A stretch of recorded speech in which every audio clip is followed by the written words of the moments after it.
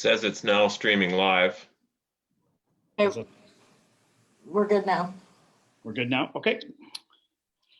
Good evening, everyone, and welcome to our public meeting of planning for Monday, April 26, 2021. Welcome to all members of the committee and staff. Are there any disclosure of conflict of interest?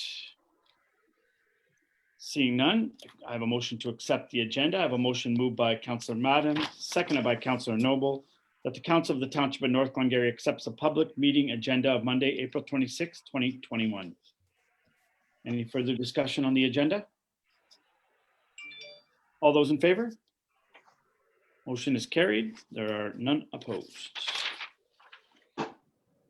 Ratify the minutes. I have a motion moved by Councillor Manley, seconded by Councillor Wensink, that the Council of the Township of North Glengarry accepts the minutes of the public meeting of planning March 8th, 2021. Any discussion on the minutes? Deputy Mayor Williams. Thank you, Mr. Mayor. Yeah, I got a call today from somebody who was commenting that on item number 4 in the minutes, that is zoning amendments, that there are several errors and omissions with regards to what was recorded from the public comments to the public.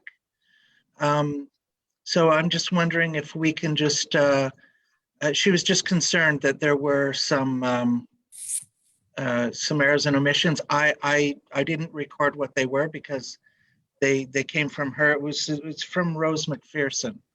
So I'm just wondering if Jacob, if you could just contact her and find out what those errors are, and then we can correct them in the minutes, if that's possible. Absolutely. Yeah, we'll review.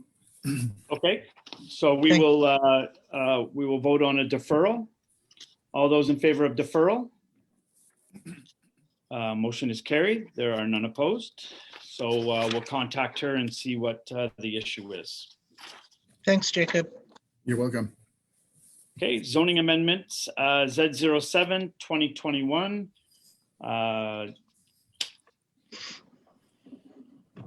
Go ahead, Jacob. Thank you, Mr. Mayor. Good evening, Mr. Mayor and members of council. I will start sharing my screen. All right. We all good? Yeah. Oui, perfect. Okay. Just before we start, I just want to maybe refresh council's memory on our, I guess, our new 2.0 process of doing our public meeting of planning. So as you will see in the reports, there are no more recommendations. So the way we used to do it before, there was public meeting of planning, then planning meeting, and then we would bring it to council on the next council meeting after. So what we're doing now, we're presenting the file at a public meeting of planning. We're going to intake all comments from public, if there are any, and from members of council. There is no recommendation made at the public meeting of planning, and we will intake all that, and then we will make our recommendation and bring the file back to the subsequent council meeting. So that's what the new, just to refresh everybody's memory here. And so that's what we're doing for zoning amendments now. And what we have agreed on also, although site plan agreements technically do not require a planning meeting or a public meeting of planning, we're still doing the same thing as our zoning amendments. So I'm going to present them today. There's no actual recommendation. There's like a conclusion, and the subsequent council meeting will approve the site plan. So just to make sure everybody is aware of what is going on here.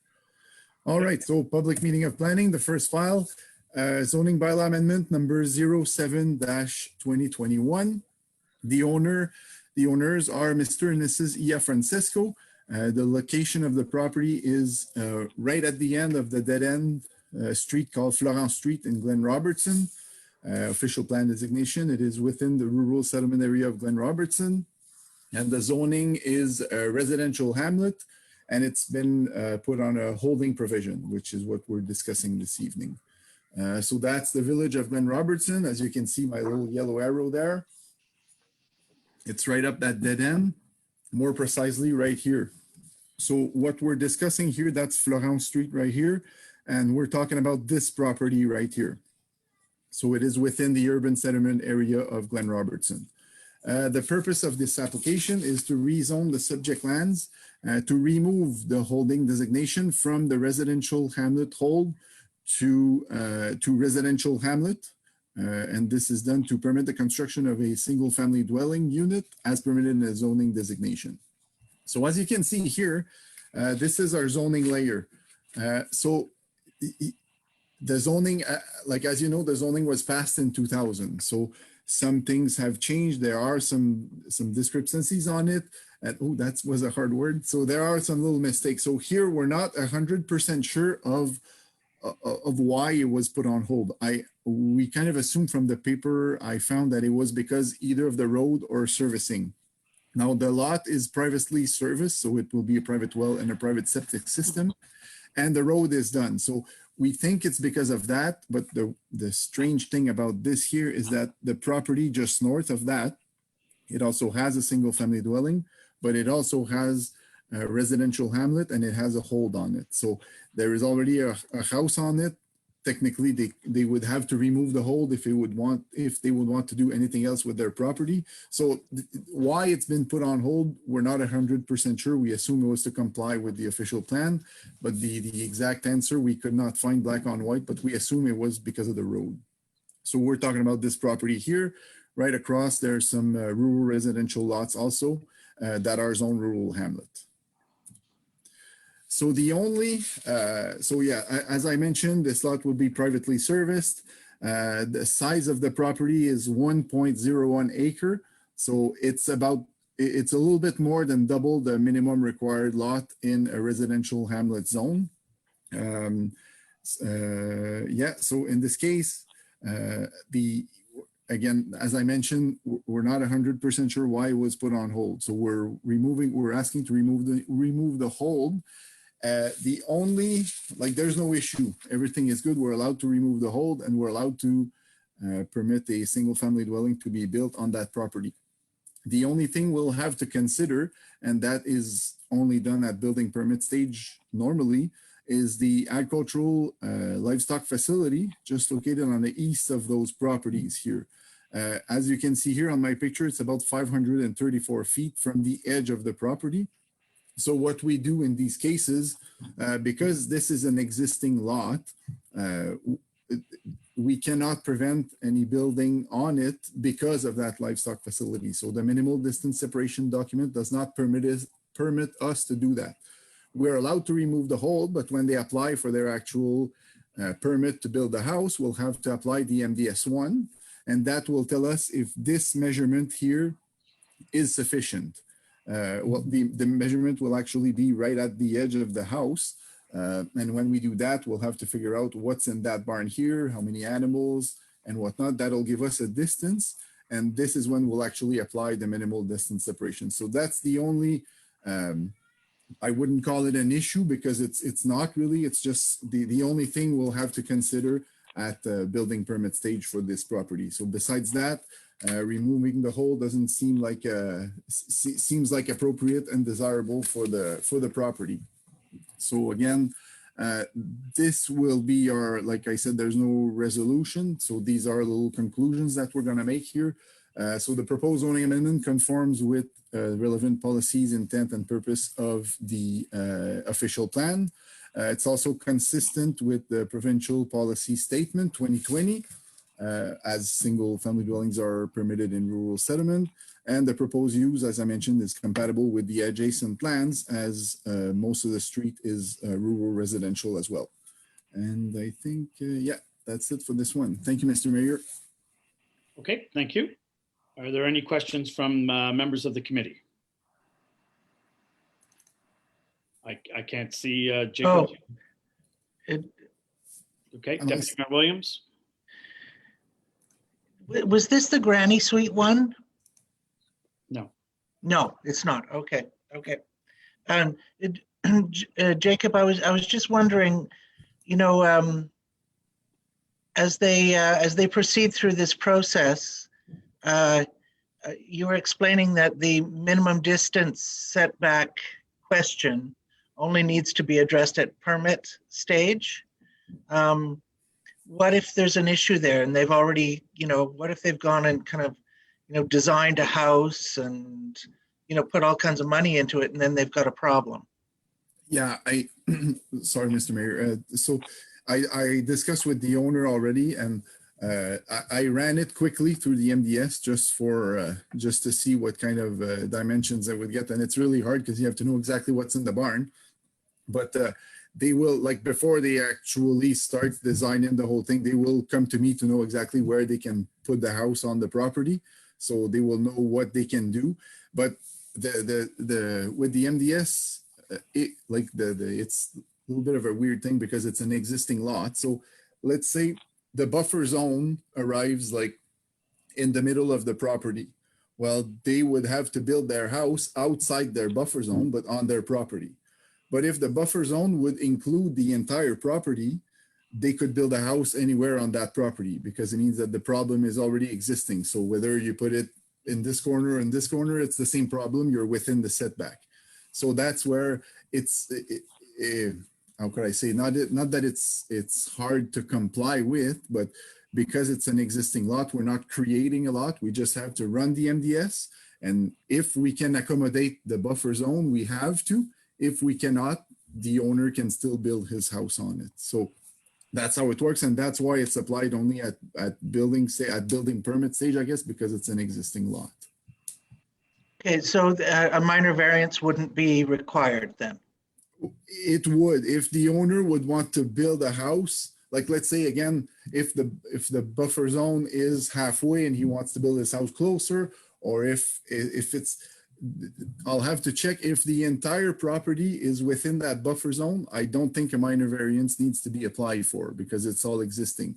But if, let's say, the buffer zone arrives in the middle and he wants to build closer than what he's supposed to, if he has an alternative, in this case, yes, a minor variance would have to be applied for. But when we run the MDS, we'll know exactly what we're getting into here. Yeah. Okay. Yeah. Thank you. Councillor Madden. Is it safe to say that this is something they're doing to themselves? They know there's a livestock operation there. They want to build a house there no matter what. So it's their choice, right? And then the buffer is just has to be applied as it has to be applied. That's right. Exactly. Yeah. Okay.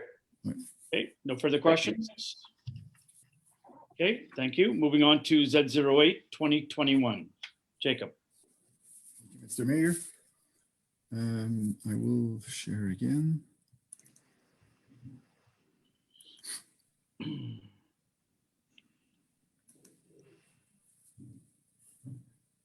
Okay. All right. So again, as Mr. Mayor mentioned, zoning bylaw 08-2021. The owners for this property is Doug Illy and Joyce Stevens. The location 3889 County Road 45 in Alexandria. The official plan designation is rural district. And we have a little party mix of zoning here. So we have some rural, restricted ag, floodplains, and wetlands. So I will show on the map later on what we're discussing here. So this is the town of Alexandria. As you can see, it's just on the southwest of town on the 45, more precisely right here. So we're talking about this property here, owned by Monsieur Illy.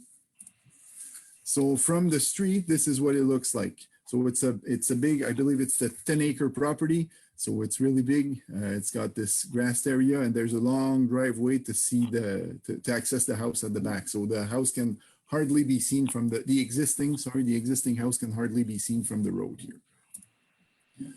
So this is our zoning layer. So just to explain quickly what's happening here.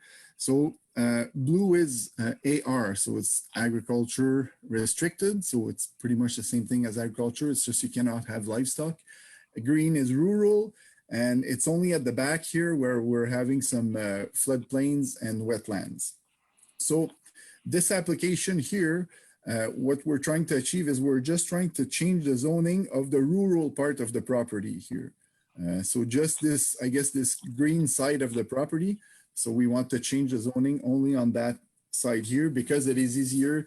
It is more, I guess, desirable and appropriate to change a lot when it's zoned rural for a secondary dwelling than it is on AR. So anyway, I'll talk about it later, but we're just changing the green part So the purpose of the application is to rezone the rural portion of the subject lands, as I just mentioned, from rural to rural special exception RU 17 in order to permit a detached secondary dwelling structure.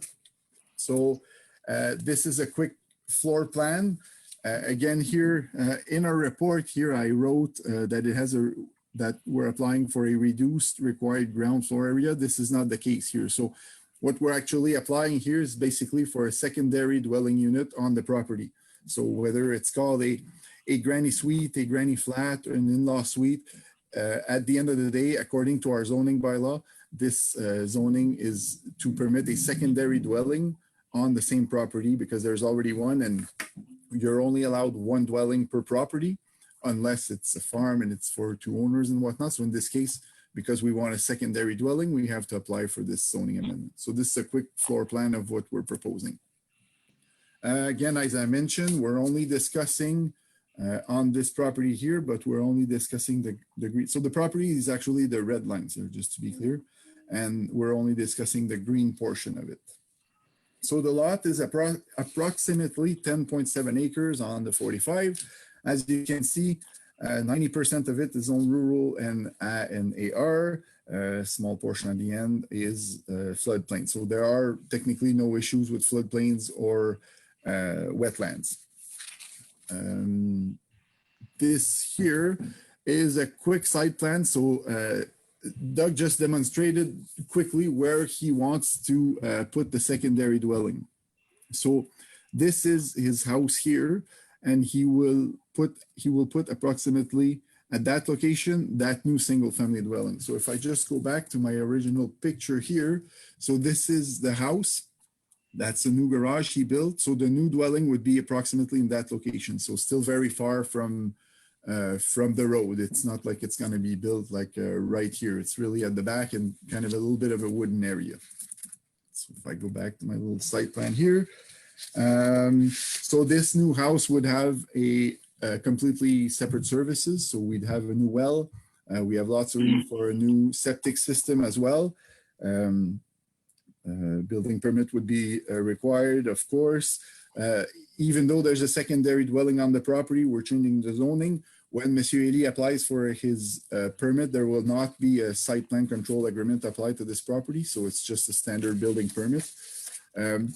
There's no new entrances proposed for the new house. So that driveway that you see here, that long driveway, it accesses the existing dwelling. It will also access the new dwelling here. So there's no new entrance required, no new civic numbers.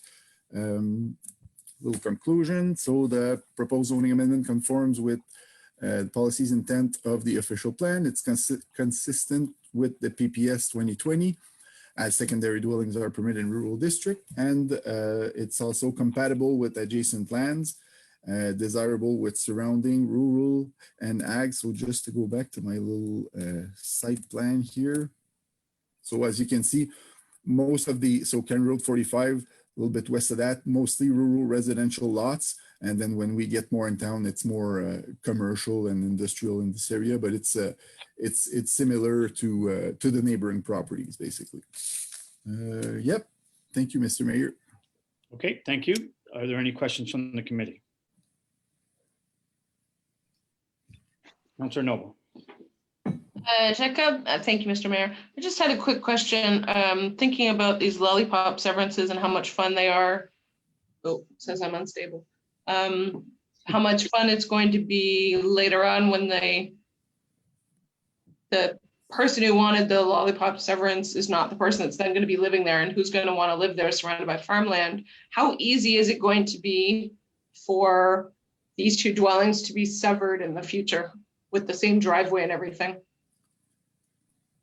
Yeah, in this case, so Monsieur Elie is fully aware of that. So when you're doing that, when you're rezoning a property to have a secondary dwelling, you're aware that if you ever like sell your property, chances are that you're going to have to sell both dwellings at the same time with the property. Now, in this case, there's a rural portion. A severance would be permitted on the rural portion, but it would have to be like I didn't actually do the study on it, but it had to comply like with all the setbacks and everything. So, and with the AR being just beside, with the driveway being there, there will be like, there would be like easements and, well, not easements, but right away applies to properties and lawyer involved and whatnot. So it would be a little bit complicated, I guess. Maybe not impossible because a portion of it is rural, but there would be some many conditions to the severance, I guess. Yeah. Okay, right. And Yeah. he's aware. Yeah, Monsieur Lee is fully aware of what he's doing. Yeah, absolutely. Yeah. Okay, thank you. Deputy Mayor? You're good? Okay, no further questions? Okay, thank you, Jacob. Moving on to severances for information purposes only. Severance B 3321. Jacob. Thank you, Mr. Mayor. I will share again. So, oh, did it work? Mhm. Okay, there we go. Perfect. All right. So this is just, so as you know, severances are all approved at upper tier municipalities, so at the county level. So this is just plain solely for information purposes. So first one here, application B 33-21. Owner is Lenore Corey, 19896 Marcoux Road. Official plan designation is rural district, and there is a little bit of a PSW, provincially significant wetlands. Zoning is rural, wetlands, and floodplain. And the purpose for the severance is a lot creation for a residential development. So again, little picture here. This is the town of Alexandria. So Marcoux Road, just southwest of town. And the lot is actually adjacent to, this here is not, it's not actually lake, like it's not water where you can go on a boat, but it is considered as middle lake still. So it's this property right here. And you'll notice that the house and the existing shed are built very like on the westerly limit of the property. So Madame Corey wants to split the lot in two to do a new creation on this side here. So this is a little picture of what it looks like from the street. The grassed area that you'd see here, this will be the new lot. And then there's the existing driveway for Madame Corey's house, and her house is right there. So that's what it looks like right now. So this is the zoning. So as you can see, I don't know if you can see behind the green, it's all zone rural. So the property would pretty much be split in half here.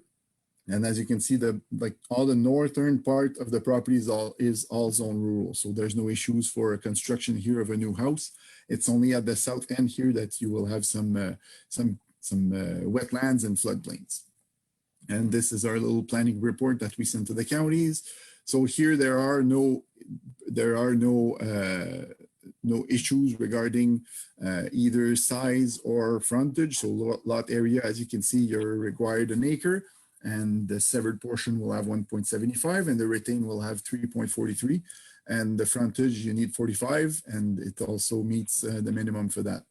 So we will hear about that file again, because that existing that building here is still considered an agricultural facility. So they will simply need a change of use on this building here, but it's not a planning application. It's just a building permit application that they need to change the use on the building. And yeah, so that's a quick sketch of what they're doing. So the house is there, new property will be here for residential purposes. And this is what the counties provide for the severance. And I believe, yeah, thank you, Mr. Mayor. Okay, thank you. Are there any questions on that severance? Seeing none, we will move on to B 42-21 for information purposes only.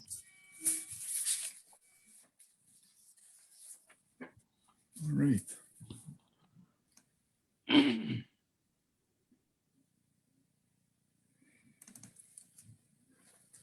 Okay. So next one is B 42-21. Again, it's a severance, so it's only for information purposes. The owner here is Mr. Murray McIntosh. The location is on Canyon Concession Road 17 IL in Maxville, which is also the extension. So you'll see the lot goes around under the property. It's also known as Allnut Road, which comes from North Stormont, then changes to Concession Road 17 IL. The zoning is rural and again AR, so restricted ag. And the purpose for the severance is a lot addition. So this is the property here. That's the village of Maxville. You will see here Canyon Concession 17. And as soon as you hit the corner here, it seems to be called Allnut Road after that. So it's the same road, but the property that you see here is the property in question, and it has frontage here and here. So it has two frontage. That's why sometimes there's both addresses on there. This is here at the back, that's the McEwen property. Okay, so this is the property in question, and what we want to do is an actual lot addition to the McEwen Agri Center's property right here. That's our zoning. So what we see here, again, two colors, there's green for rural and there's blue for restricted ag. And I think it's my next slide over right here. So as you can see, what we want to do is take the north part of this property and add it to McEwen Agri Center. And this here would be the retained portion of the property, which is mostly fields that are still going to be used for agricultural purposes. All right, so that's our little report. Again here, there's no issues with lot area. There's no issues with frontage either. One portion, which is the severed portion, has no, as you can see here, it has no frontage, but it's being merged to an existing property. So that's why there's no need for an actual frontage. So the whole purpose of this application, as I said, is a lot addition. It's because McEwen Agri Center here, they want to develop their lands, and they may extend their property past their they may extend their business past the property line here. So there may be some grain bins and whatnot being built here. So because the zoning here, so for the severance, we don't need any condition applied to the severance. So we don't need any zoning amendment to actually do the severance. But when McEwen Agri Center wants to develop the land here, which is zone AR, depending on the use, they may have to apply for a zoning amendment depending on what they want to do. But this would not be required at severance level. It would only be required at building permit stage, basically when they apply for future use. So that's why we didn't apply on our report here. There's no request, there's no constraints for a planning application. And yeah, that's what it is here. Little map provided by the counties for the severance. And I believe, yep, that's it. Thank you, Mr. Mayor. Okay, thank you. Councillor Wensink. Yeah, just a comment. There were a lot of mature trees already removed from that area. However, it is a shame to again see an area that does have a lot of trees still being cleared for further development. So I guess if it can be considered in part of the planning about trying to keep some of the remaining trees there. Just a comment. Yeah, and I know in the application, I read somewhere that the owners are not intending to clear cut the land for now. They will, most of the trees will remain for now, for sure. Yeah. Okay. Any further questions? Councillor Madden. Good question, Jacob. Thank you, Mr. Mayor. Jacob, you said if they want to develop, then they'd have to go for a zoning amendment. But if they're doing things that fit within the agricultural use of the land because it's the agri center, then they'd be allowed to do it, correct? As long as it fits within the parameters of what's allowed on ag? Correct. But the chances are they will need to apply for a zoning amendment though, because the property is in my little zoning, I didn't say it, but it's mostly zone industrial, general industrial, MG. So if they want to pursue the business or the development that's existing on that property, they would take, I believe they will have to change the zoning regardless, because if we're saying that you need to be MG for this, well, you need to be MG for the extension of the development as well. So that's why most likely they will have to apply for a zoning amendment when they want to develop. Yes. Yeah. Okay, good. Thank you. Okay, thank you. Any further questions or comments? Seeing none, we will move on to site plan developments. We have the site plan development of Glengarry Animal Hospital. Jacob? Thank you, Mr. Mayor. I will share again.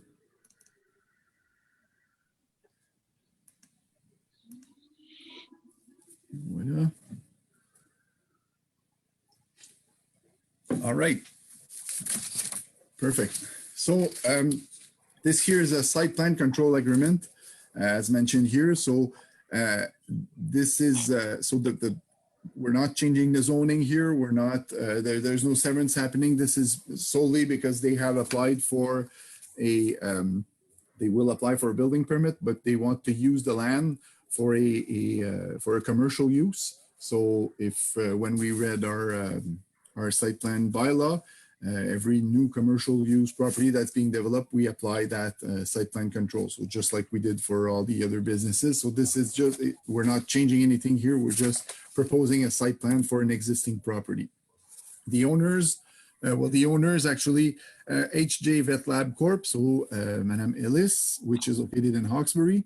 The agent, who is also the architect in this case, Planimal Marie-Ève Allard.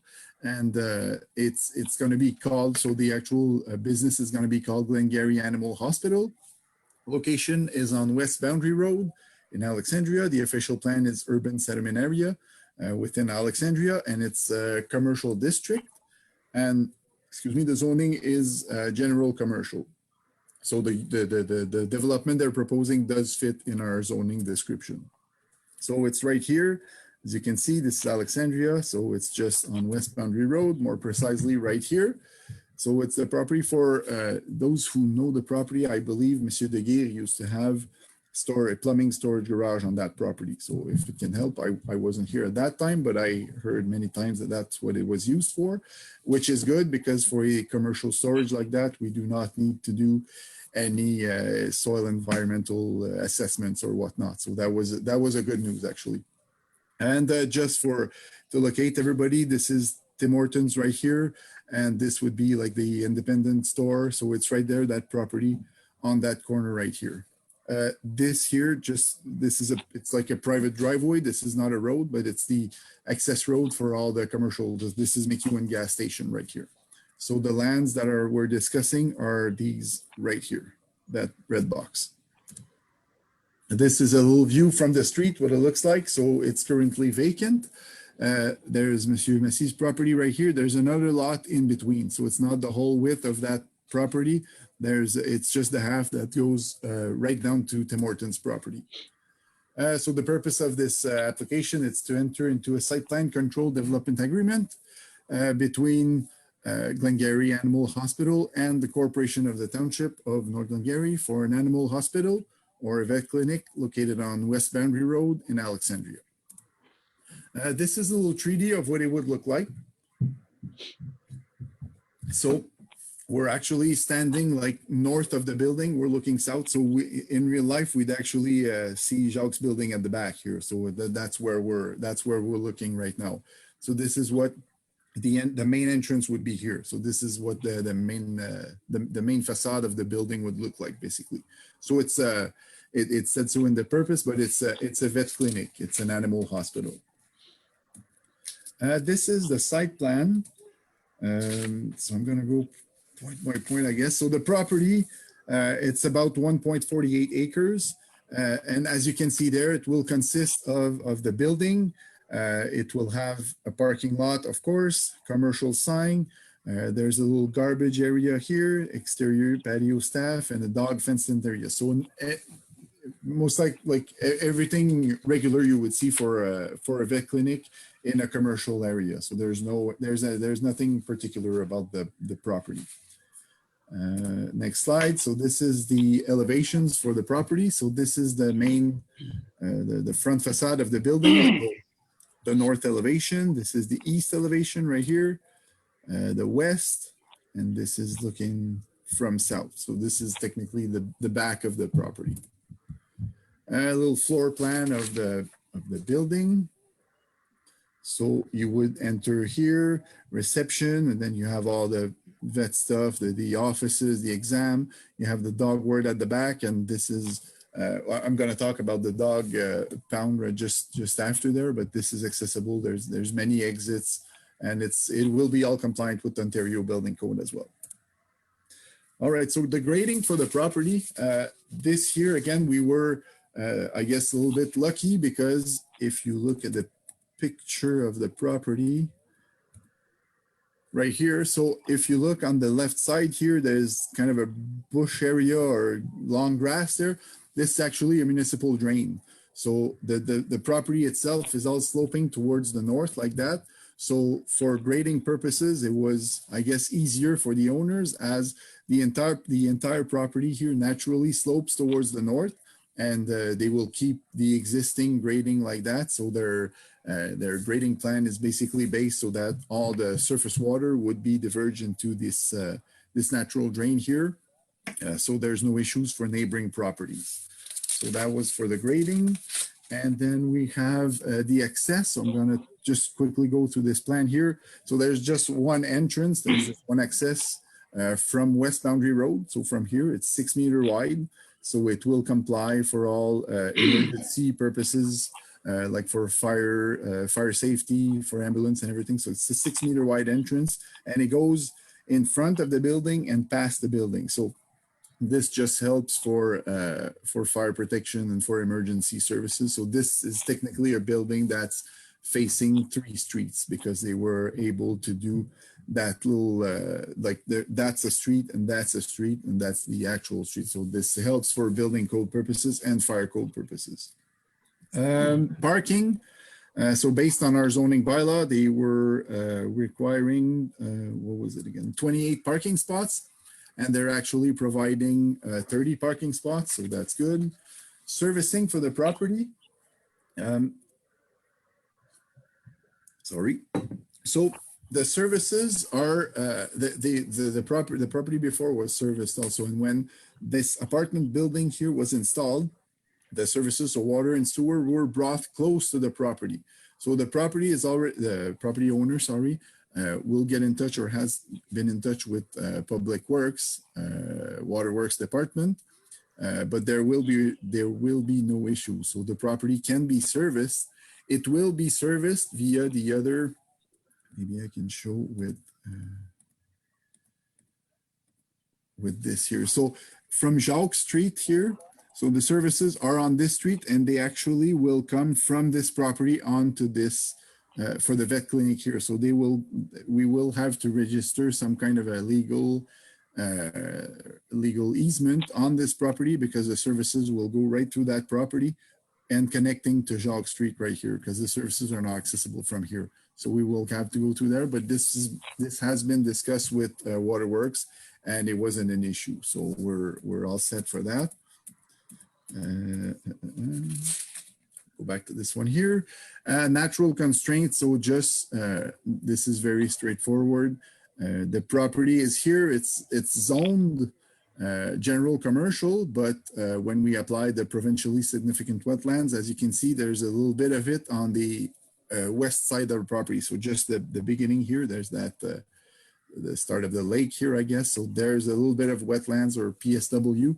So that's all there is for that property. They will simply have to get in touch with the Raisin Region and ensure they're doing everything as per their recommendation, but there will be no issues for that. Surrounding areas. So as you can see, this is the property right here. So it's zone general commercial. So all the neighboring properties are also zone commercial. CH here is just highway commercial, so it's also commercial. And then when we get to the south of that, it starts to be residential. So it is appropriate for the location. It's within that commercial area right there. So there's no issues there either. Again, just before I go to the conclusion, just to get back to this here. So lighting for the property. So just to make sure that because there's lots of residential here, we're just wanted to make sure that there's no additional lighting proposed. So the sign here at the road will be lighted as per our bylaw. There is some lighting on the building for the parking lot just for security purposes to comply with building code. But besides that, there's no other proposed lighting. And then garbage. So at the back here, there's a little garbage bins. They will simply bring the bags at the curb here unless it becomes an issue. That's what they'll do. So the bins here, it will not be contracted or whatever. It's just to store the garbage, and then they will bring the bags right here every street, just like every other at the street, just like every other property in the township. And the last point for the noise. So as we know, dogs in town here, we just wanted to make sure that this would not be a problem. So what it is here, it says dog fenced area. So it's a vet clinic. So the dog fence area, it's just for like to recover the animals, to recover, so to run a little bit if they have to keep them for a few days. So no dogs will be left there unattended, and no dogs will be left there overnight either. So it's just small periods of time, they will bring them all back inside. So there's no, aside from the noise it will generate from cars and traffic and whatnot, there's no other nuisance that is anticipated for this application. So last little page here. Conclusion, proposed development has been designed to conform with municipal guidelines. The application submitted the required site plan, drainage plan, innovation as required for our site plan development control bylaw. The proposed development conforms with the regulation and is compatible with uses, and the site plan will be forwarded to the next council meeting for final approval. Thank you, Mr. Mayor. Okay, thank you, Jacob. Are there any questions or comments on this application? Okay, seeing none. We will move on to the second, Deputy Mayor Williams. Thank you, Mr. Mayor. Just a quick question, Jacob, with regards to the garbage, I can't imagine that would be normal garbage coming out of a business like that, like medical waste. And no? Just to interrupt, it wouldn't be picked up by the municipality anyways. All commercial enterprises contract their own garbage services. Oh. Yeah. Okay. Well, that's good to know. Because otherwise, I thought, boy, it could be interesting. This is a great. Yeah. The only exception is smaller businesses that just have one bag of garbage and put it at the curb. But anything that has a significant amount of garbage would have to be contracted out. Well, I think this new build and this new business is excellent news for Alexandria and North Glengarry. Glad to see it. Okay, any further questions or comments? Seeing none, we will move on to site plan, Darren Nelson. Jacob. Thank you, Mr. Mayor.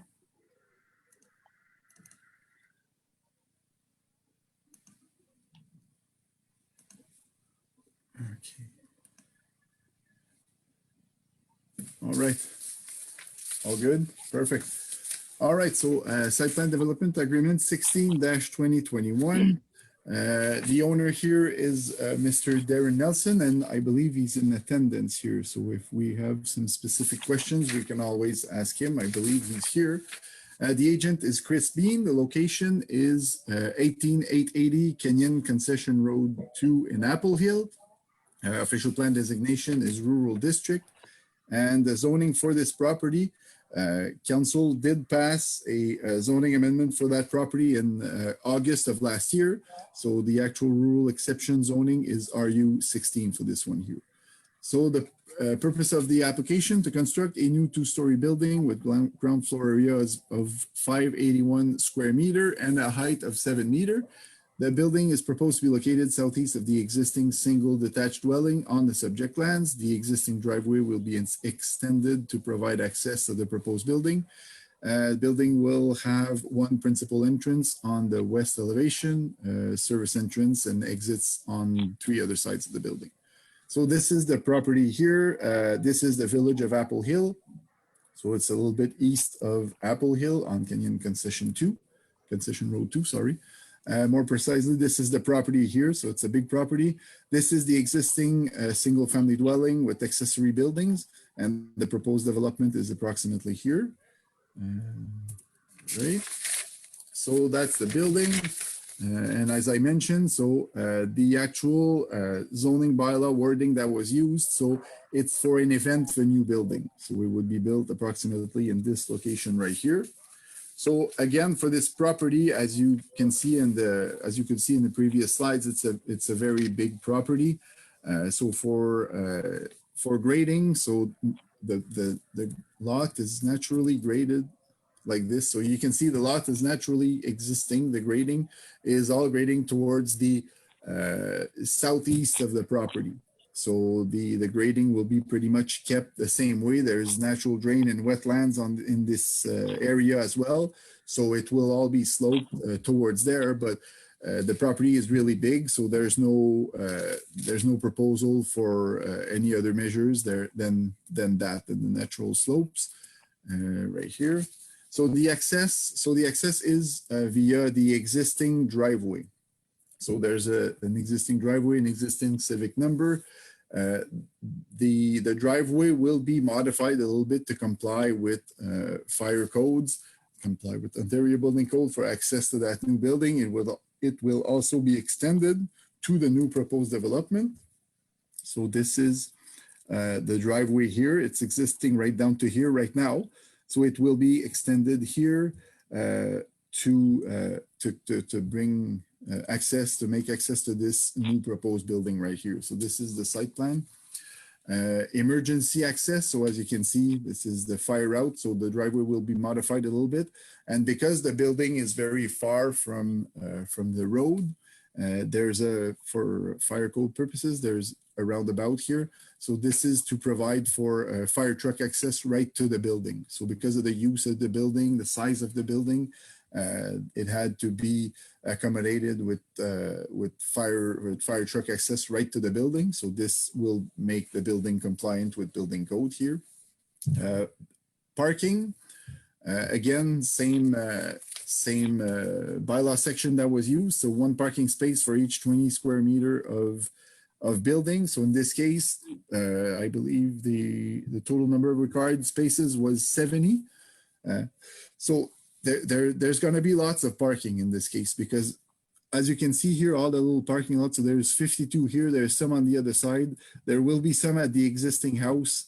There's a little area here for parking, and there's some more here. So the parkings are pretty much all along the driveway, and the parking will be in the grass. So it's not a pavement parking, so it's just area where people can park. There are some pictures later on. So the area will be maintained so to provide for safe parking, of course. The handicap parking spots are closer to the building and will be made accessible right to the building, of course. But the rest of the parking, it's not an actual huge pavement parking lot. It's all along the driveway, a little parking spot here and whatnot. So there's lots of room for parking. Again, I'll skip to the next slide. So this is like a zoom in of where the new proposed development is happening. So here you have the proposed pavilion, so the new building. So you see all the exits all around the building. That's the fire access route here, so the driveway. So you see here the little roundabout. So this is for fire truck purposes, and there's also a little roof here for access right to the building. So from here to the handicap parking space will be made accessible for wheelchairs. So the building is fully accessible, and parking. So there's a little parking area just here, and then all along that fire route right down to the main road. So that's so as I mentioned, there's no huge parking lot. It's mostly grassed area around the building. This is the approximate location for the proposed new septic system. The new well will be somewhere here, right here. So this is for the new building. So the new building will be fully serviced separately from the existing dwelling that you see here with the attached garage. The septic is out front here and the well is up here. So it's completely two different systems for the two uses. There's an existing building right here. And this line that you see here is, I believe the owner will have to put some kind of a physical barrier, like a light fence or something like that, to prevent access to the wetlands that's located right here on the property.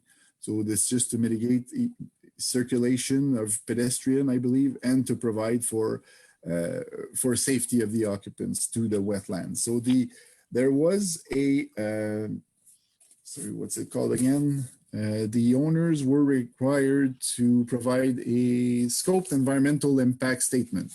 That was all submitted to Raisin Region Conservation Authority. The outcome of that was that they were required a 30-meter setback from the PSW to the building and to the septic system, which they are compliant with right now. So the Conservation Authority were consulted, and the site plan, they gave their approval for the site plan, basically. Landscaping will be provided in green space from all around the building.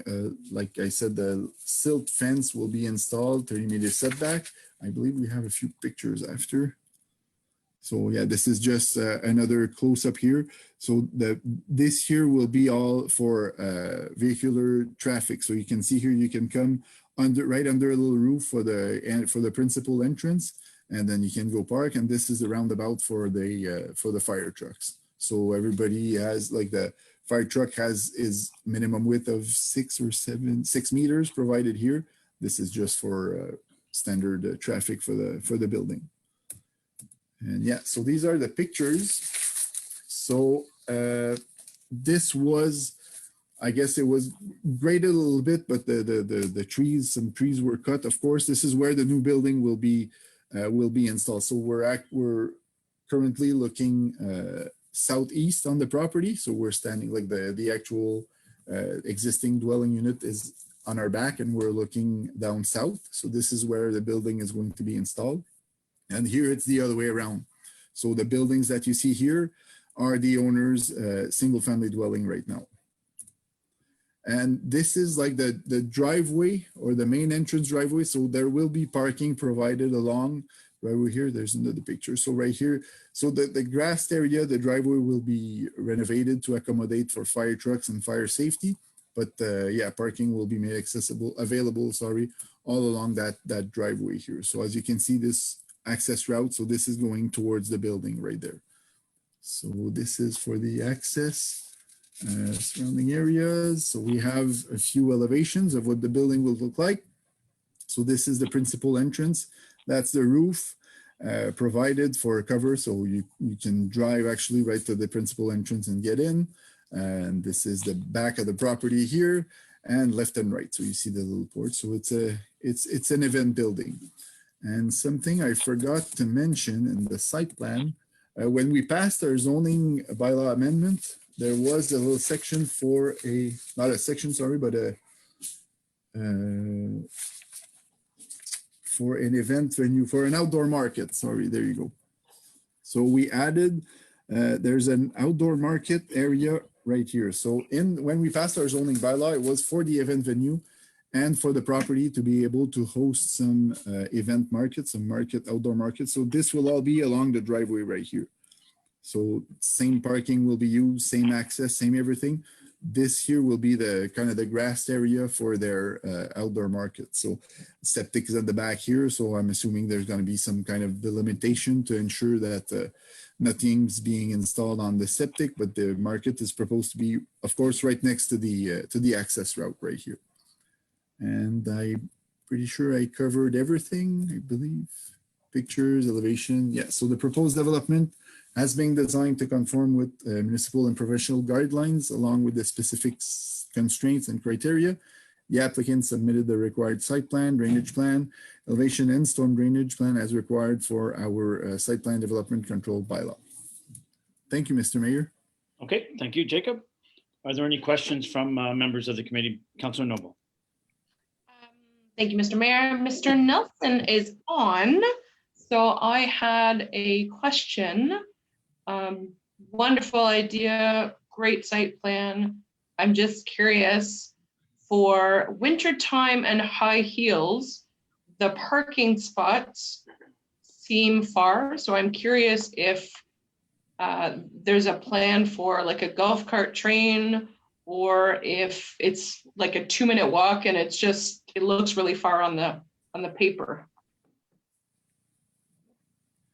Hi, there we go, struggling with the mute. I personally can't comment on the comfort of high heels. However, I can, In winter? you can actually, one second. So what you can do is, if you notice on the drawing, there's the round turnaround for the fire trucks, but then there's the other, so you can actually be driven right to there and offloaded. We've considered, we have a golf cart. We want to expand that to a little bit more to do a little bit of a shuttle back and forth. We were primarily thinking it for sort of elderly guests, but we never considered the comforts. I think in terms of the winter events, they're likely not going to be as many as there will be in the summer. Though we think that the drop off to the main building will do it, and I think if we need to do more, we will. Perfect. So chivalry. It's all about chivalry and driving your lady to the door. Okay, thank you, Councillor Noble. Are there any further questions or comments on this application? Okay, Councillor Manley. Thank you, Mr. Mayor. Just wanted to say to Darren, good luck with your project. This is an exciting project for North Glengarry for sure, and to have an event location like this or whatever, I think is going to be fantastic. So congratulations to you and your family or whatever on your work on this, and we wish you all the best. We hope maybe we can council can maybe get a tour when things are up and running or whatever, and we see what it's like so we can promote it as well. So we'd love to have you here. Thank you. Thanks for your support. Great. Okay, thank you very much. So if there are no further questions or comments, we'll move on. It was there's two good applications there that are exciting for North Glengarry, so it's great to see. So I believe that is the end of our no old business, no news business. We have a motion to adjourn. I have a motion moved by Councillor Massey, seconded by Councillor Manley. There being no further business to discuss, the public meeting was adjourned at 7:27 p.m. All those in favor? Motion is carried. Thank you. And we are going to move directly into our regular meeting of council. Let me get my paperwork ready.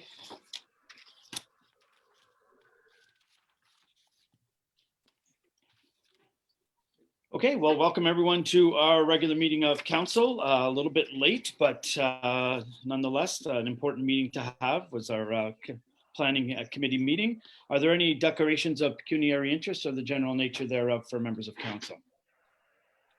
Seeing none, motion to accept the agenda. I have a motion moved by Deputy Mayor Williams, seconded by Councillor Massey, that the Council of the Township of North Glengarry accepts the agenda of the regular meeting of council on Monday, April 26, 2021. All those in favor of the motion? Motion is carried. Moving on to the adoption of the previous minutes. I have a motion moved by Councillor Massey, seconded by Councillor Noble, that the minutes of the following meetings be adopted as circulated. Regular meeting of council, April 12th, 2021. Committee of the Whole, April 22nd, 2021. Any discussion on the minutes? Seeing none, all those in favor of the motion? Deputy Mayor? Thank you. Motion is carried. We have a delegation this evening. I'd like to welcome Marie-Pierre Danjou from Maison Interlude House. Welcome, Marie-Pierre. Hi, everybody. Good evening, Mr. Mayor, all the councillors. Thank you so much for having us with you tonight. I know you're a bit late in time, so I'll try to make it quick, but thank you so much to give us the chance to explain a little bit more what Maison Interlude does for your population. I have the pleasure to make this presentation along with my executive director, Muriel Lalonde. We're actually using the same link to join with Zoom, so it's normal that you see the name Marie-Pierre under her lovely face. So I'll start sharing my screen, and it's actually Muriel that's going to start the presentation. She's going to explain a little bit who we are, what we do, where we're coming from, and I'll jump in. But Muriel's going to be there all along the way, either to add some information, but of course, if you have any question along the way, make sure to feel free to interrupt, or if we have time at the end of the presentation for a few questions. So I'll try to find my. So good evening, Mr. Mayor and member of the council. Thanks for having us. So just a little presentation of who we are. So Maison Interlude House, as we like to call it, MIH, is an organization that supports abused women across Eastern Ontario. All of our services are free and available to residents of Prescott Russell, Stormont, Dundas, and Glengarry counties. As a Francophone organization, we are proud to be able to offer our services in French and in English. In addition to helping victims, MIH's mission is to educate the community about violence against women and participate in the fight to eradicate it. A little of our story, Maison Interlude was founded in 1983. Maison Interlude House was established as a shelter for women victims of domestic violence. Over the years, MIH has grown into a full-service agency to better meet the needs of victims. Initially, the territory served by MIH was limited to Prescott Russell, but since 2003, and some of you might remember La Montedelle, that was in Alexandria. So that shelter closed, but the ministry allowed us to keep the funding so that we can still offer services to Stormont, Dundas, and Glengarry. So since 2003, our mandate has been expanded to provide services throughout the outreach services in Stormont, Dundas, and Glengarry. Thank you so much, Muriel. So I'll take the mic back.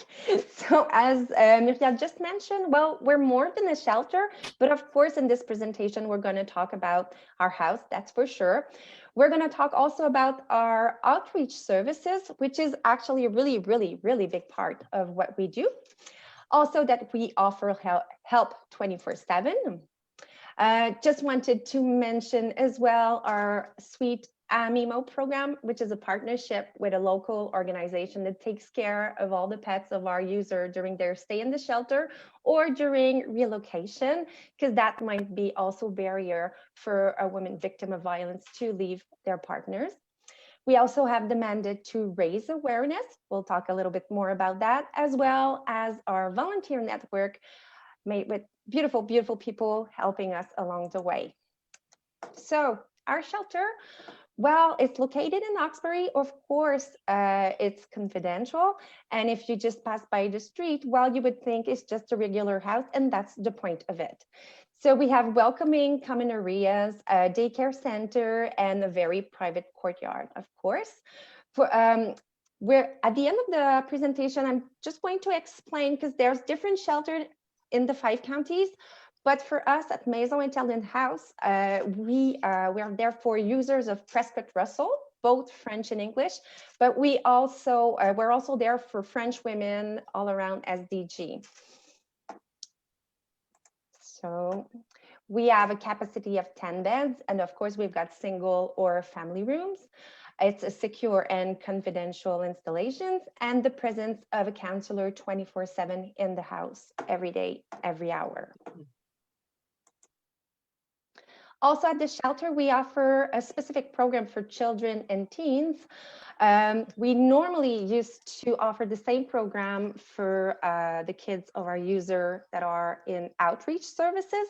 But right now, due to COVID, it's not possible because the worker used to go in the schools, and at the moment, we're not allowed to do so. So right now, it's only for kids who are in the shelter. So they get individual counseling, tools to understand the actual situation that's going on between their parents, safety plan, of course, coping with changes within the family, and they learn about the cycle of violence. Outreach services, this is services that are open to all women victims of violence in the 5 counties. So we have 5 satellite offices as well. We've got one in Oxbury, Alexandria, Rockland, Iroquois, and Cornwall to make it accessible to every woman. Because many of our users do not need to stay in a shelter, but they do need support towards a life free from violence. So we offer safety planning, needs assessment, individual counseling, assistance in finding and maintaining housing, budget, employment, legal accompaniment, and referral to other services in the county. And Outreach services are not a crisis services, but we do offer help 24/7 on our phone crisis line. Women can call any time of day and night. But due to the pandemic, we realized that it might have been an issue that the only way that women can reach us was by phone. Remote working, stay-at-home order can make it difficult for women to ask for help because they might be with their abuser 24/7. So in December, we launched a new service, which is called Pas bien chez moi, Prescott Russell, Unsafe at Home, Prescott Russell. The name Prescott Russell is there because it was financed by United Way of Prescott Russell. But of course, if a woman calls from SDG, we'll sure offer the same service. So they can text or chat with us. So it makes it really more discreet. Let's say that the partner is sleeping, but it might be easier just to text or to chat with us than taking the phone and call. Our groups, normally we offer groups. But due to the pandemic, of course, they're on all. Normally, we offer Fantastic Girls, Young Women in Action, self-discovery courses, Triple P for parents, Informels, and we also animate groups with community partner. But in response to that, we didn't have the choice to go virtual as well, just like you do. So we've put together a series of webinars, conferences, and podcasts. Our podcasts actually are just going to be launched in a few weeks, probably 2 or 3, because we have the mandate to raise awareness. And we also offer presentation like we do tonight, or in schools and communities, and as well as in the companies. And we actually realized that it was a really, really great way to do things for our users, because it's so much easier to reach them. And also it's confidential. You know, the only thing you need to do is you go on the chat, you change your name, nobody knows who you are. If we would try to make, let's say, a webinar on human trafficking in person, well, we might probably only get like 10, 15 people. Most people are just working in related fields.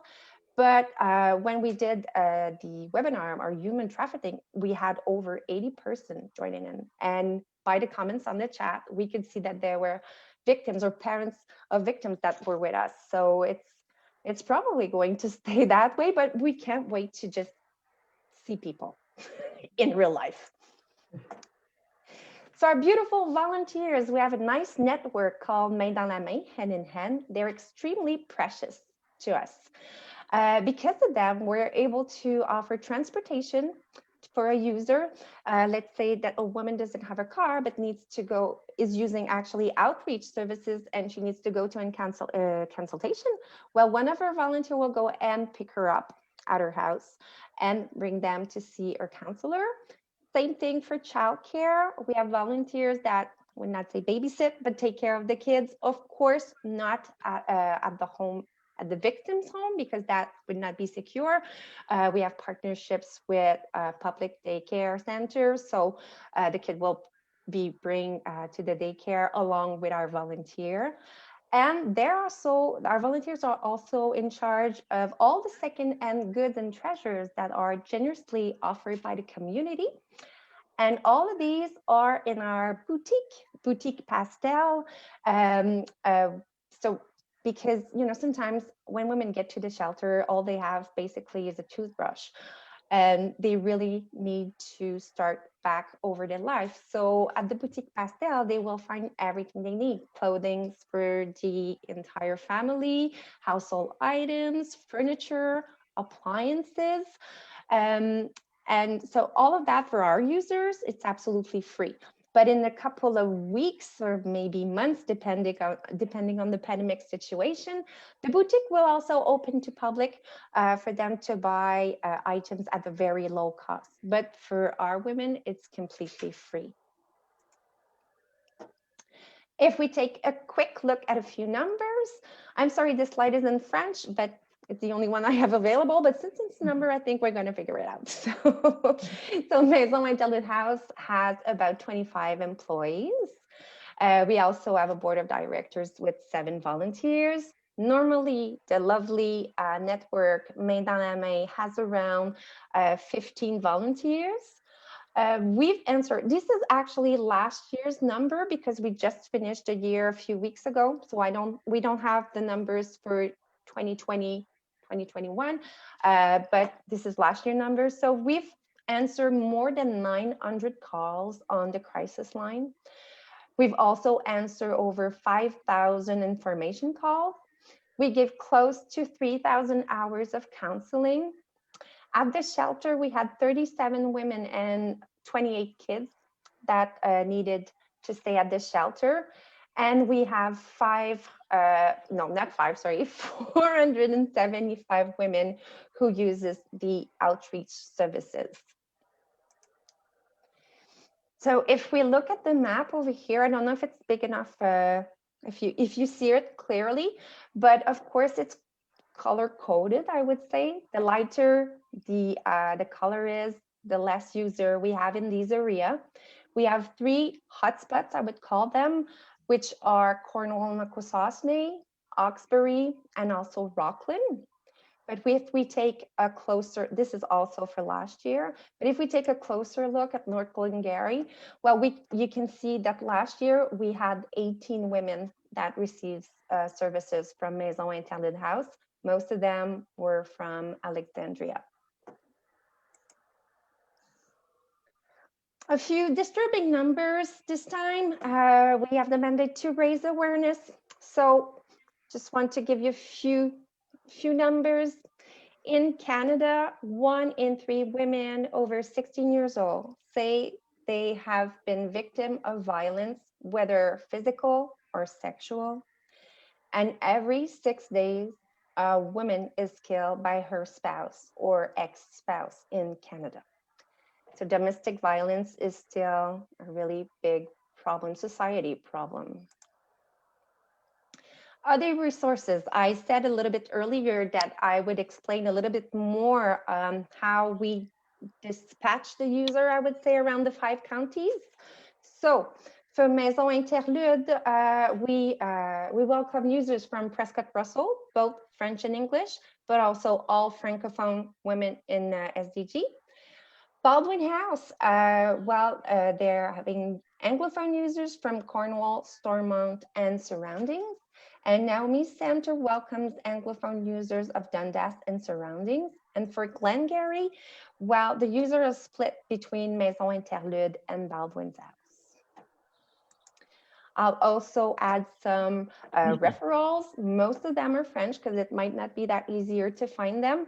But if you go on our website, well, you can find all the other services related to what we do on our website along the 5 counties. So that's it for me. I don't know if we have time for some question and if Muriel can help you and answer them. Okay, well, thank you, ladies, for your presentation. And of course, it's unfortunate that we still have to have associations like yourselves in this day and age, and fortunate that we do have you there for us. The numbers are disturbing, and my question is, when you showed us the numbers for Alexandria, were those just the numbers for your organization, or were they the combined numbers of all the organizations? Just ours. Just yours. Yes. So those are just the Francophone women in Alexandria. Mostly, probably 90%. Muriel? Well, it's Francophone and Anglophone because it's either the shelter or these outreach services. So it's all amalgamated, but just our clientele, yes. Right. Okay, thank you. Are there any questions from other members of council? Councillor Noble, then Deputy Mayor Williams. Wasn't so much a question. It was just, again, same thing. Thank you very much for doing this. It takes special people to be able to do this, because all I want to do is call some big guys that I know and find those men. You guys are amazing for doing this. And it really bothers me that 2 of them are from Dalkeith in my area, because we think we all know each other and we think we all know what community is like. So I think that's an eye opener for a community of 100 people that I literally probably all know that this goes on. So I can only imagine Hawkesbury, Rockland, Ottawa, Cornwall, what you guys have to see and deal with every day. And I'm not getting emotional. I'm getting a cough, but I really, again, thank you so much for doing what you're doing, and kudos to everyone that works with you guys. It's amazing. We have a great team. Thanks. I'll pass on Thank the you, message. Councilor Noble. Deputy Mayor Williams? You look like you've frozen on screen. Oh, I believe. Yep, there you are. You're good. Deputy Mayor Williams? Yeah, thank you, Mr. Mayor. My internet is unstable, so if you lose me, you know why. I just want to say thank you for coming and presenting to us. It's important that we and the public know the important services that are offered in this community. It is especially important now during COVID, and I know that for sure. I do sit on a regional committee. It's called the Regional Emergency Response Council, and over again, issues related to family violence, especially towards women, have been highlighted during this time of COVID. And it's organizations like yours that are so very important all the time, but especially during this time. So thank you. Thanks. Deputy Mayor, Councilor Madden. Thank you, Mr. Mayor. Ladies, thank you very much.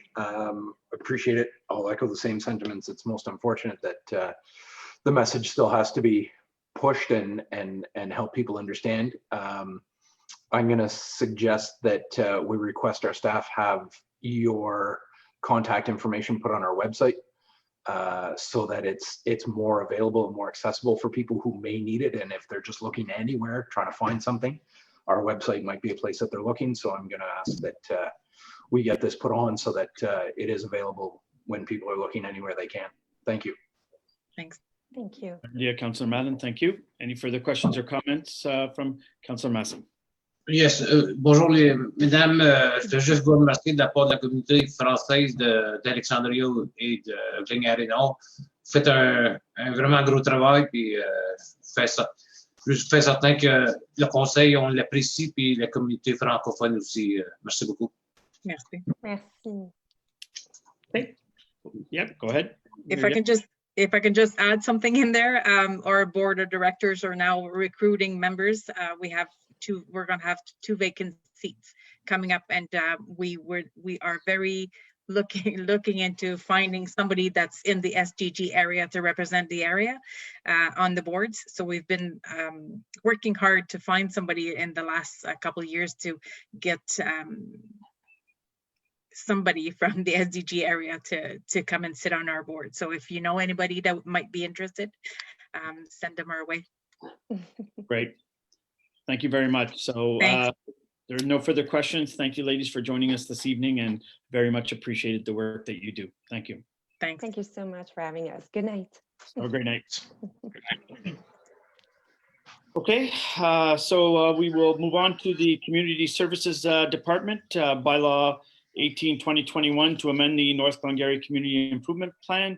I have a motion moved by Councillor Manley, seconded by Deputy Mayor Williams, that the Council for the Township of North Glengarry receives staff report number CS 2021-11 and that Council adopts the bylaw 18-2021 being a bylaw to authorize the adoption of the Community Improvement Plan and the Community Improvement Project areas of the Corporation of the Township of North Glengarry, which includes the amended United Counties of Stormont, Dundas, and Glengarry Regional Incentives Program. That bylaw 18-2021 be read a first, second, and third time and enacted in open council this 26th day of April, 2021. Welcome, Ann. Thank you, Mr. Mayor. So just to touch upon what we are doing tonight is actually approving an amended regional incentives plan into our already existing community improvement plan. So our CIP was approved back in February 2016. In 2018, the United Counties brought forward a regional incentives plan, which was adopted by council. And all of the regional incentives plans that are created, let's say at a county's level, have to be integrated into a municipal community improvement plan, and that's conditional. It's a part of condition of the Municipal Act. As council knows, community improvement plans undergo regular reviews, and that is the case for SDG's incentives plan. It was reviewed early in 2021, and some proposed changes were brought to the community, and those were also reviewed by the Township's Arts, Culture, and Heritage Committee during its meeting in April 7th, 2021. The comments were shared with the counties, and actually we had a member of our committee sit in on the public meeting that was held by the counties, and that was to conform with the Planning Act. A report was then submitted to County Council on April 19th, and the County Council recommended that the regional incentives program be forwarded to each municipality to be adopted internally into our community improvement plans. For references purpose only, there were some broad changes that included new terms of reference, the change in eligibility funding, which now excludes local municipalities and some quasi-government organizations such as schools, hospitals, libraries, and conservation authorities. Some components are now there to support the expansion of facilities or new builds, such as excavation work, septic tanks, so on and so forth. Parking lot improvements now must be part of an application involving other property improvements, so they cannot be standalone anymore. Projects under 5,000 square feet are eligible for 50% of costs up to a maximum of 20,000. Project over 5,000 square feet will be eligible for 50% of costs up to a maximum of 50,000. And there was a change to the definition of roofed accommodations to clarify that it means 4-season, short-term, permanent fixed roof accommodations within or as an extension to existing buildings. So the adoption of the proposed bylaw tonight will actually trigger the 20-day appeals process to the local planning appeal tribunal, at the end of which, if there are no comments or very minor comments, the township's community improvement plan, which includes the regional incentives program, would then be considered adopted. Thank you, Mr. Mayor. Thank you, Anne, for your report. Are there any questions or comments from members of council? Seeing none, we have a motion on the floor. All those in favor of the motion? Motion is carried. There are none opposed. Thank you. Okay, thank you, Anne. Moving on to the Administration Department, Alexandria Sewage Lagoon. I have a motion moved by Deputy Mayor Williams, seconded by Councillor Massey, that the Council of the Township of North Glengarry commits to completing the Alexandria Sewage Lagoon Treatment Project within the 5-year timeline as indicated in the environmental compliance approval. And that Council authorizes staff to issue a request for proposal for consulting engineering for contract administration and project management for the Alexandria Sewage Lagoon Treatment Project. And that Council requests staff to bring back further information on the funding models for the Alexandria Sewage Lagoon Treatment Project in a phased-in approach. And that Council authorizes staff to approve connections to the Alexandria wastewater collection system, thereby lifting the building freeze. Sarah. Thank you, Mr. Mayor. So as Council heard on Thursday of last week at the Committee of the Whole, I'm pleased to bring this report this evening to ratify the motion that the Mayor has just read out to all of you, which will thereby lift the building freeze, which has been in place over 30 years or more, depending on who you ask. So Council is aware that we have had the ECA approval from the MOE, and I have spoken to the MOE personally about that ECA approval, and they've told us that we can go ahead and lift that building freeze, knowing that we'll need to generate some revenue and some connection fees to pay for the lagoon upgrades. Now, certainly the report tonight is the pre-approval of the project, but certainly Council will hear over the next number of years how we will phase in the approach. So there is a 7-phased approach, and I do want to get the RFP out for the contracted services and the project management very soon, so that we can get that engineering firm in place and they can start to bring some reports to Council, and we can start to look at how to take bites out of this big elephant. And so I'm very pleased to take this report to Council tonight. And if you have any questions, please, I'll answer them. Okay, thank you, Sarah. And this is a good news motion. It's a long time coming. I can tell you that it's definitely been more than 30 years, because I remember it as a kid that there was no building allowed, and I'm not going to give away my age, but okay, whatever, I'm just kidding. But it's been a long time. So this is huge news for North Glengarry. We have some development happening that may be happening in Maxville. We've had lots of, Daryl that's been working, has had lots of contact with people with developing large tracts of land. So this is exciting, and this is the beginning of a new day for Alexandria and North Glengarry as a whole. So it's good news. Any further questions or comments from members of council? Nobody? Let's vote. Yeah, all right. Councillor Madden just wants to vote. And just for posterity, I will request a recorded vote, Madam CAO. You want me to record the vote? Yes, please. Councillor Wensink? Councillor Noble? Councillor Manley? Aye. Councillor Madden? Emphatically, yes. Deputy Mayor Williams? Oh, yes. Councillor Massey? Yep, oui. And Mayor Jamie McDonald? Absolutely. The motion is carried. There are none opposed. Thank you, everyone, and thank you, staff, for getting this to the table. And now it's up to all of us to make it happen. Thank you. Moving on to the Treasury Department, adoption of a revised procurement policy. I have a motion moved by Councillor Madden, seconded by Councillor Wensink, that the Council of the Township of North Glengarry adopts bylaw 15-2021, being a bylaw to approve the procurement policy, and that bylaw 15-2021 be read a first, second, and third time and enacted in open council this 26th day of April 2021. Welcome, Kim. Good evening, Council and Mayor. Can you see me? Nope. There we go. The procurement policy had some minor changes that were either omitted or needed clarification. And it relates to section 17.3 that was corrected to reflect that the Comprehensive Economic Trade Agreement, or CETA, rules apply for construction in excess of 8.5 million. Needed to be corrected. Also noted in this section was the cost of the contract, which is I can never say this word, cumulative cost. So for example, if your contract is 100,000 per year over a 5-year period, the cost of that contract is not $100,000 or $10,000, it's $50,000. So when you're looking at thresholds for purchasing, it's the cost of the entire contract over its term.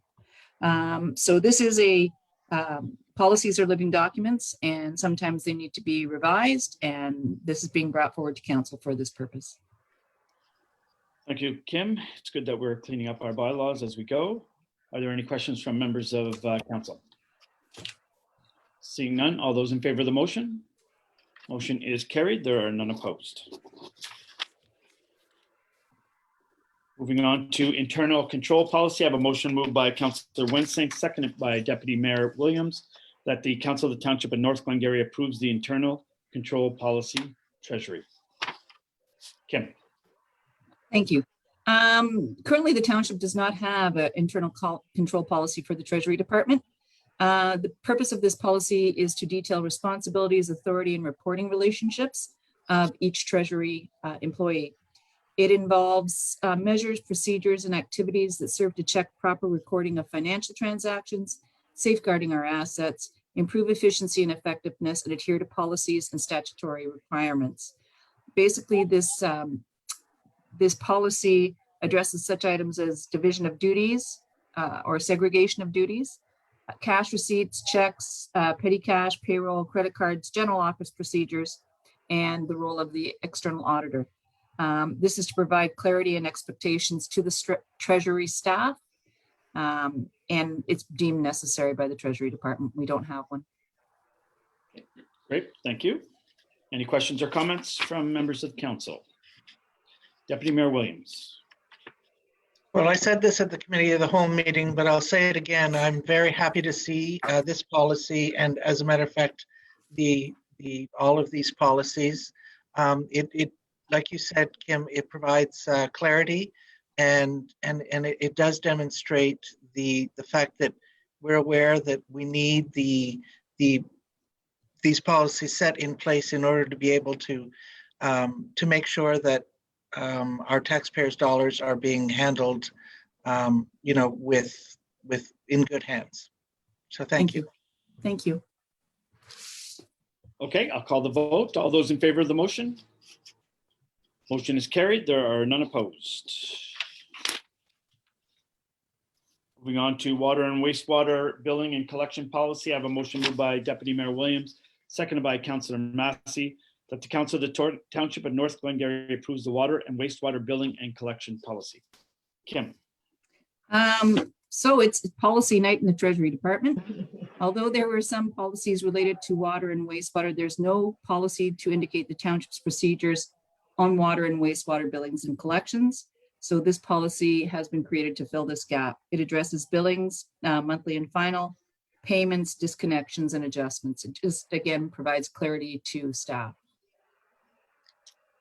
Perfect.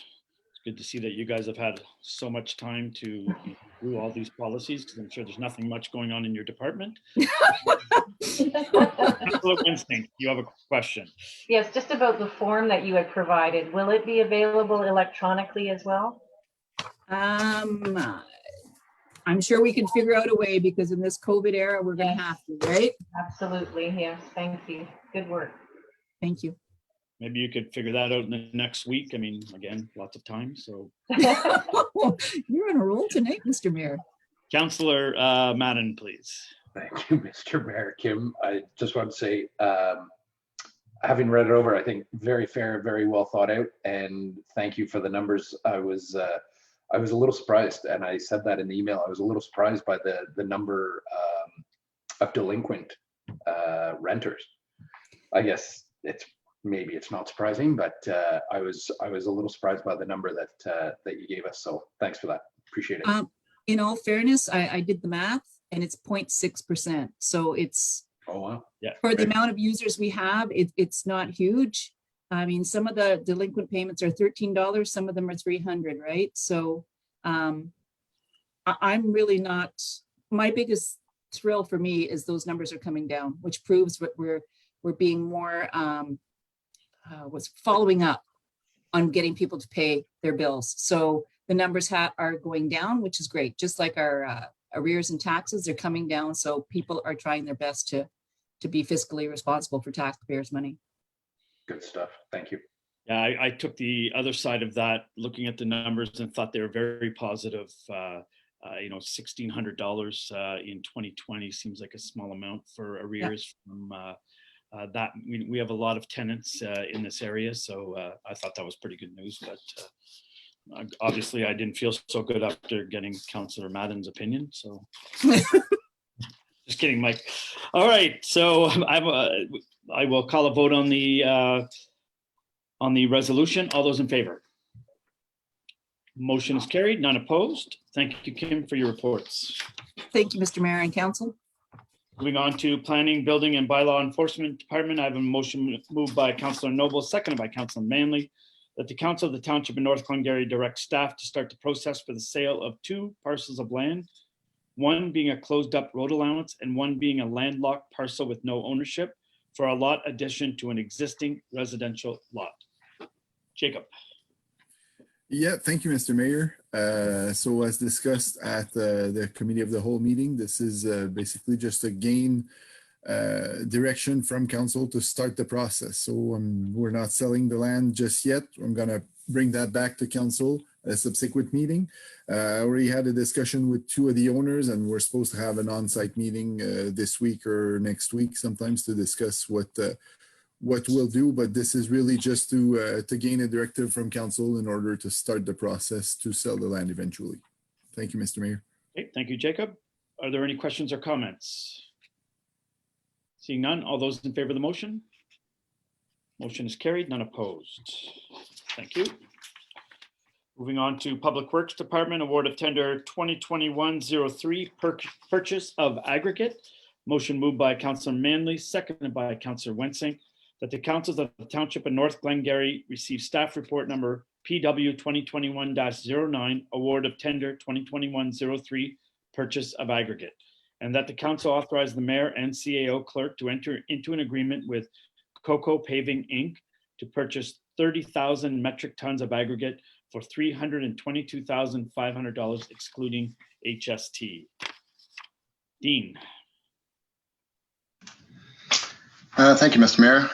This report was brought to the community whole for the township's seasonal graveling program for the purchase of 30,000 metric tons of gravel. We received 2 bids, Coco Paving at $10.75 a metric ton and Cornell Gravel at $14 a metric ton. Thank you, Mr. Mayor. Okay, thank you. And when will the graveling start? Through you, Mr. Mayor, we'll let Coco know tomorrow, and we'll find out what their timeline is going to be. Great, thank you. Any questions or comments from members of council? Seeing none, all those in favor of the motion? It is carried. There are none opposed. Moving on to roads in needs update. I have a motion moved by Councillor Manley, seconded by Councillor Madden, that the Council of the Township of North Glengarry receives report PW 2021-10 roads in need update, and that the Council of the Township of North Glengarry authorizes staff to proceed with maintenance and improvements on McCormick Road, Kenyon Concession 12, Indian Lands, Kenyon Concession 8, and the crack sealing program at a total estimated cost of $600,000, and that the Council of the Township of North Glengarry approves $100,000 to be transferred from the federal gas tax reserve. Dean? Thank you, Mr. Mayor. This was a report that was brought to community whole for different roads that we were looking at redoing. So we had Aberdeen, and we were looking at turning it back to gravel, removing the pavement under the 417 overpass at minimal cost to the township. It would just be our own staff, so it'd be very minimal cost. We'd like to look into starting up a crack sealing program, and we'd like to allocate $25,000 to that program, various roads on that. Concession 8, north of Maxville, there's a 100-meter section that we wanted to repave. It was in a rough shape at $30,000. Concession 12, just west of Apple Hill, there was a 1 kilometer section that's in really bad shape. We were looking to redo that completely with in-house staff at a cost of $160,085. And then there was a section on McCormick Power Dam Road. We were asked to change that. We were going to go to Willette Road, go east on Willette Road, but we were asked to look into going west past the airport towards 34. There was an extra 0.7 kilometers added to our quotes. So we received the new quotes this afternoon. So there's an extra, went up from $254,000 to $382,132. Talked to the Treasury Department, and she had found some money for the extra cost for these projects. Thank you, Mr. Mayor. Okay, and Kim, so this is coming out of the extra federal gas tax reserve that we have received? We do have monies still left in the federal gas tax reserve, but the additional funds that we did receive were not earmarked, so they were going to go back to the reserve anyways for future use. So there are funds available. Okay, questions from Councillor Massey. Yeah, thank you, Mr. Mayor. Dina, the report we have on our meeting template there is what we added the community of the whole last week. So there is roads that you're gonna not do like the ones that are on the report because the numbers are not the same. So the report I have is the same one we had last Thursday, but I think that was updated. I'm pretty sure. Through you, Mr. Mayor. Yes, we did make some change. We moved Lochinvar Road and William Street off that list to cut some funds. Okay, and then those 2 roads you'll bring a report to council so we can look at them very closely for next year. Through you, Mr. Mayor, yes. With the road needs study too, we will encompass all to have a long-term plan with the roads needs study. Okay, thank you. They're just finalizing up this last week. Yeah, okay, point. Councillor Madden. Thank you, Mr. Mayor. Dean, I just wanted to confirm, sort of working the two. You said we added 0.7 to the McCormick Road piece. So we're looking at 9.7 kilometers at 382. You said No. 382, 132? Through Mr. Mayor, no, we had originally looked at 2.5 kilometers going from McDonnell Side Road, going north to McCormick Road and going east to Willett Road. Right. But instead, we're going to go from McDonnell Side Road north and then west to past the airport to 43 or 34, sorry. Okay, so sorry, so Which it's is- 9.7 plus 2.5. 0.7 kilometers more, so 3.2 kilometers total. Okay. Deputy Mayor Williams. Holy cow. So I'm just wondering whether the cost of resurfacing that, what was the Dean again? 382,132. For how many kilometers, please? 3.2 kilometers. Okay, is that comparable to, the price and the amount of kilometers that got done on the 6th when we did the Colden Place? I think it was 6 kilometers. The price of paving changes quite a bit, like going from different numbers. There is the option also that we could do is put out a tender just for the paving. It's a risk we could take. We could get higher prices, or we can get in lower prices too. So that could be something we could look at also. Yeah, because We're not tied. thanks. I know Colden Place is the preferred option, and I understand why. But I'm just concerned, we need to be able to afford to tackle that entire road, and at those prices, I don't know if we're going to be able to do that. I think we spent a lot more than that last year to finish the end of it. Kim, do you have numbers or? I don't have numbers, but I just have concerns that if we go back out and retender, we're going to be cutting our timelines pretty short to get contractors to do this stuff.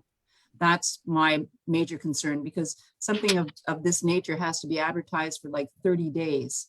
And now we're going into June before we even get a bid, and most people are already got their jobs lined up. So that's my concern. I know the prices are high. I know prices have gone up. My concern is timing of contractors. Well, one thing for sure, last year when we were pricing this out, gas fuel was in the 70 cents area, and we're up to $1.28. I think I saw yesterday, and diesel was around the same. So obviously that's going to impact pricing. Councillor Manley, you had something? Well, I just think we had, I think we put almost $700,000 onto the 6th there last year. And that's probably what we would need to finish McCormick. Maybe not quite, probably a little bit more than that. It's a little longer than that. So yeah, it's a little bit longer. I don't think the cost is anymore, but I think we're further ahead than we thought. I mean, we had committed to paving the 6th over this entire term of council. So, here we are, we're tackling another road that's been in bad shape for a long time. And hopefully by next year, we'll have some gas tax money that we can maybe complete it. So complete 2 big long roads like that, that would be good. So are there any further questions or comments on this? Councillor Noble. Just one quick one then, Dean, if you guys your counties, thank you, Mr. Mayor, sorry, keep forgetting that, can do this, and obviously edging can't be done before you pave a road. If the edger can be fixed or does whatever, that's not in this cost, that would be an extra cost, I'm assuming. Like doing that. Right. Yeah, okay. And does it make sense to wait, or do you have to do it at the same time ish? Sorry, for the edging, the shouldering, that would probably be done afterwards. That further section east of it can be done within like a month or whatever. It can be done. Yeah, we just have not allocated any funds towards it.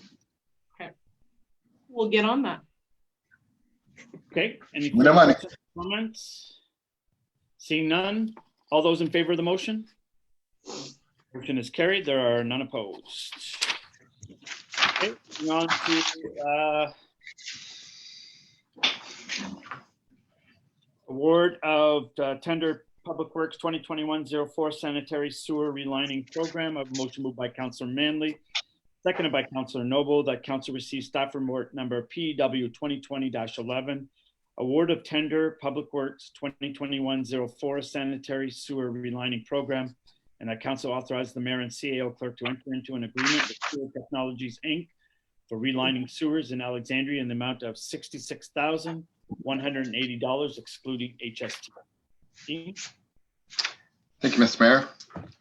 This report is council to award the tender for relining of roughly 80 meters of 24-inch sewer line. The sewer line it's in between McCormick Road and Nate's Crescent along the Gary River. It's a really bad section. We were in there about a month and a half ago. It was still frozen to look at it, and there's a lot of roots and obstruction in there, so we're looking to reline it. So we put out a tender. We had 2 bids received. It was Sewer Technology at $66,180,000 and iView Drain Services at $73,740,000. Thank you, Mr. Mayor. Okay, thank you, Dean. Any questions or comments on this? Seeing none, all those in favor of the motion? Motion is carried, none opposed. Thank you. Okay, we are moving on to items under the consent agenda.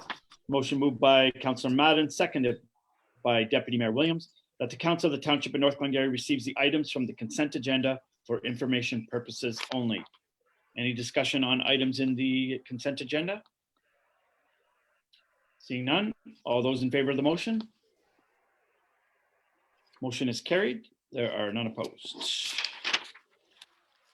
Notice of motion. I have next regular meeting of council, Monday, May 10th, 2021 at 7 p.m. via Zoom.